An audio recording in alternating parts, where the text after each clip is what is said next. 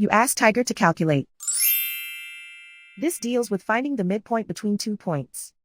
The midpoint between the 2 points is negative 35.5, 82.5. Let's solve it step by step. Plot the 2 points and calculate the midpoint using the formula.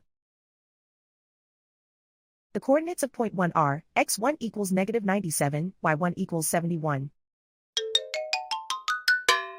The coordinates of point 2 are, x2 equals 26, y2 equals 94. PM represents the midpoint of the 2 points.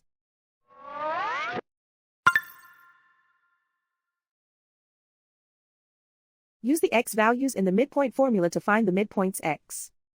x1 equals negative 97. x2 equals 26. Simplify the arithmetic.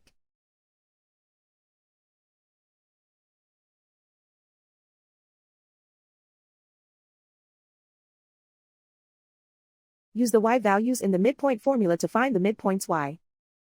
y1 equals 71.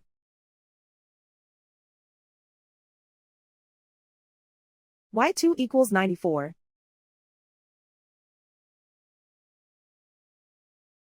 Simplify the arithmetic.